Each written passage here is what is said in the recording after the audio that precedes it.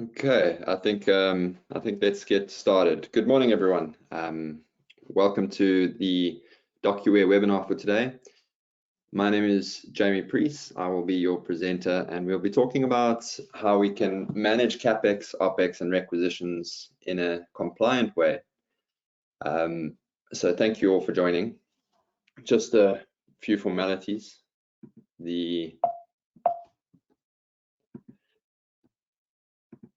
Just in terms of the chat window, if you have any questions whatsoever, please pop them in the chat. I may stop halfway through to address any questions that are there at that moment, or we may wait till the end to field any questions. The hand sign, we can use that at the Q&A at the end. If you've got a question that you need to ask, you can put up your hand. So yeah, let's get started. The agenda for today, we're going to be outlining what a typical purchase to pay process may look like. Okay, this may not be applicable to all organizations, but I think it outlines the main points. We're going to have a look at what we potentially need to improve in that process, because we're going to be focusing on the very starting point of that process, where we are requesting purchases through a purchase requisition. We're requesting CAPEX expenditure or anything to do with OPEX. So we're going to focus on those three topics and see what we're actually trying to improve. We're going to dive into a little bit of a solution demo, and we're going to see what it could potentially look like for your organization. And please bear in mind that it is completely configurable and adaptable to your business process. But I think what we're going to show might apply to the majority of the attendees. And then we're going to focus on the core benefits of why we've gone through this particular webinar. And then we'll do the quick Q&A at the end. Okay. All right. Firstly, what do we call a purchase to pay process? Okay. It may begin with a request to purchase goods. Okay. This request can have different avenues. There could be a typical purchase requisition that is applicable to maybe CAPEX, and this could be as basic as IT equipment, or these could be larger scale projects within the organization that require significant investment. Now, it's important not to confuse the two, CAPEX and OPEX. A lot of CAPEX expenditure will include sort of OPEX within that CAPEX budget, and that gets absorbed into the CAPEX line item. But then OPEX itself is your day-to-day expenditure within your organization. The purchase to pay process would then typically need to go through an approval process. Now, this is also really important that we get the approval process right, because we need to be able to make decisions on what's been requested and make decisions with an overview of how this is going to impact our organization later on down the line, particularly financially. A purchase order then would typically be issued after the approval, provided that it is approved. We would receive the goods if it is physical goods that we are going to be bringing in, and we would capture a GRN or a delivery note. An invoice would typically be issued by the supplier, and that invoice then would either go through a payment approval cycle or be automatically validated so that we can make the payment back to the supplier. Okay. All right, so what are we actually looking to improve when we're talking about compliance, purchase requisitions, CAPEX, OPEX?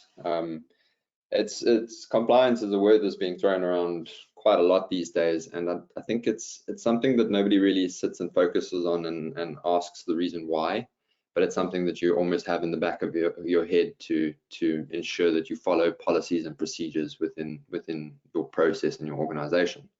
So we need to ensure that we adhere to budgets, we adhere to internal processes and policies, who can purchase what and what your approval limits are for buying goods from suppliers, that speed of approving the purchases. So typically in a very manual organization, this might be an email that's going to the purchasing department. It might be a physical form that needs to be filled out, but that then often delays the process. So how are we going to have a look at that process and improve our speed and efficiency for approving purchases? A lot of this, as I mentioned, is decentralized. So maybe we're using an ERP, maybe we're using email, maybe we're using physical documentation. How do we centralize this process and sort of glue all of those components together?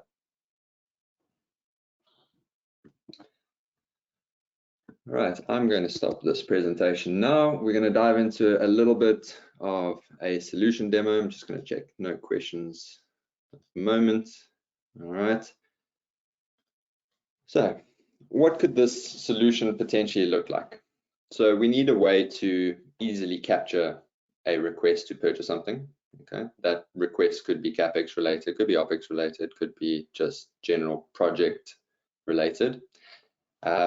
Maybe you could have a central landing page where you've got links to all of these different elements. Maybe you want this link for someone to be able to see what the current budget is.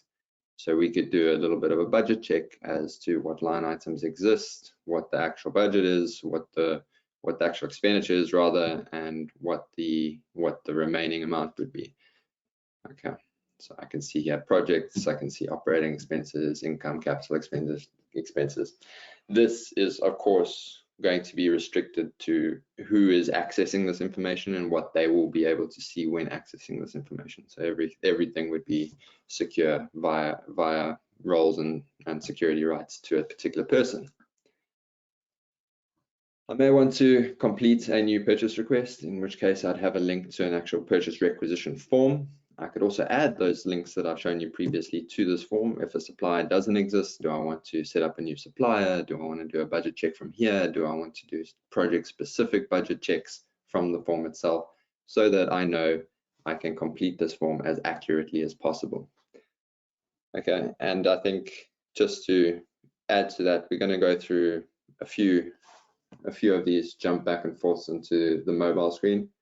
So again, that form that you've seen over there, also on a mobile device.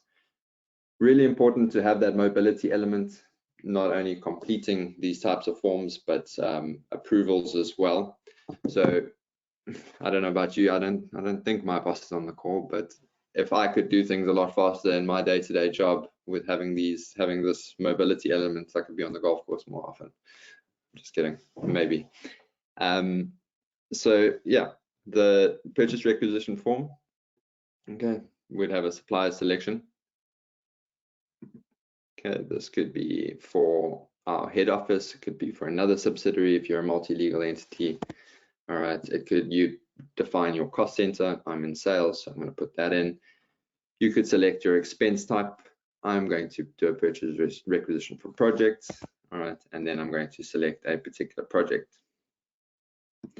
Right, this then on the form can also show me what budget has been used for this project year to date and what budget may be available still for this project year to date. So that also helps guide me as to how much I can still spend on this project. All right, I'm going to select 10 of those. That is what I'm going to submit. All right, so I've submitted a purchase requisition, and what's going to happen in the background now is this is going to go through a little bit of an automated validation. Okay, we're going to validate, of course, what the cost center is, what the project is, what the amount is, and we're going to route this purchase requisition to a particular person for approval. Now I've got two profiles open in my other browsers over here. I've got one for Elizabeth Cash, who would approve anything under £5,000 potentially, and I've got one for Peter King, who would approve something for over £5,000 potentially. So this is what their approval would typically look like from a task perspective within DocuWare. And again, I'm going to jump back to that mobile element and show you that using the DocuWare app, these approvals can also be actioned via the DocuWare app.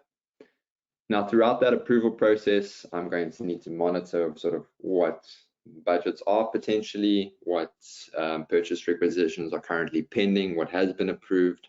I can have those sort of things accessible to me in the form of lists. All right.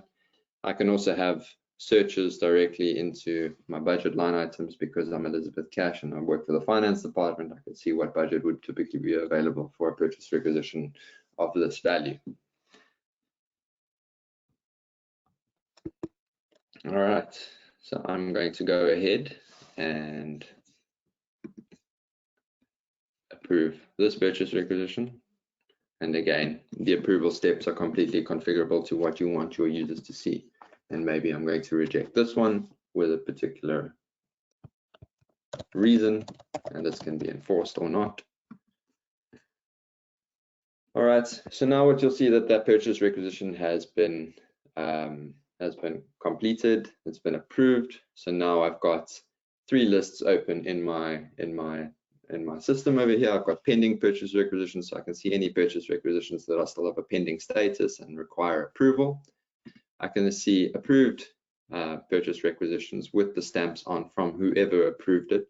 So again, ensuring that compliance element right the way through, using an audit history, so we can see what the value of the purchase requisition would be, who approved it, what the date was, what other actions may have been taken along this approval road. Now, once a purchase requisition has been approved, this would then typically go back to somebody that would then kick off the purchase order process. And what's also very possible is to convert this purchase requisition into a purchase order and automatically send it to a supplier. Again, ensuring the speed at which we can get a purchase requisition all the way through to a purchase order and to the supplier. Okay. Now, if I wanted to use my, excuse me, this is just in the way slightly.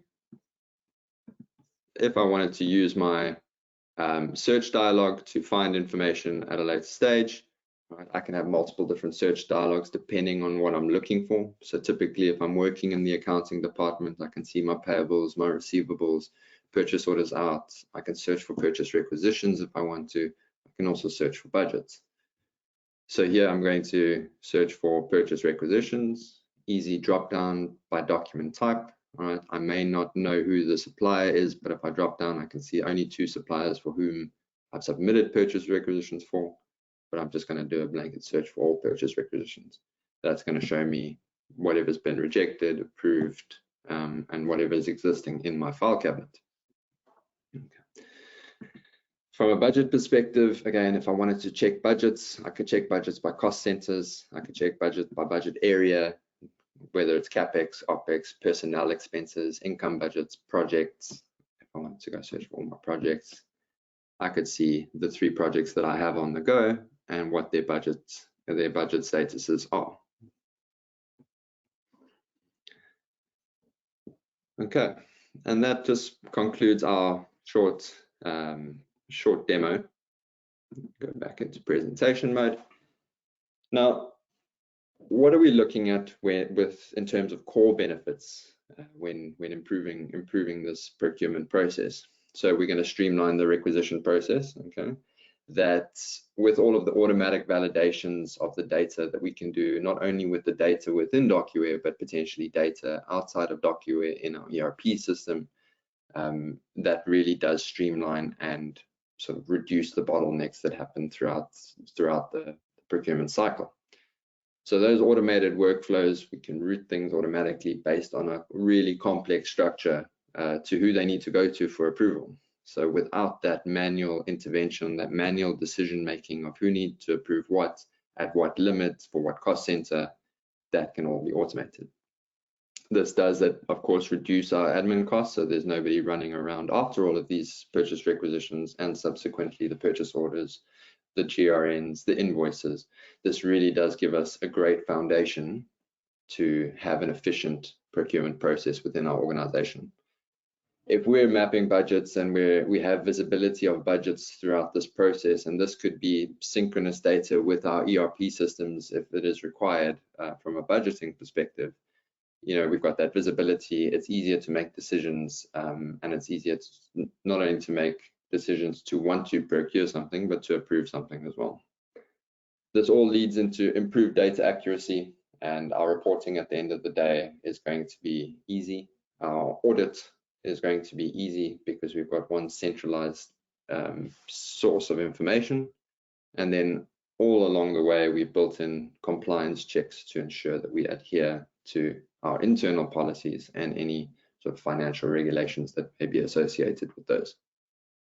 Thank you very much, everyone, for attending, and thank you for all the questions. I either didn't demo well enough, or it did trigger a bit of thought process, which is great.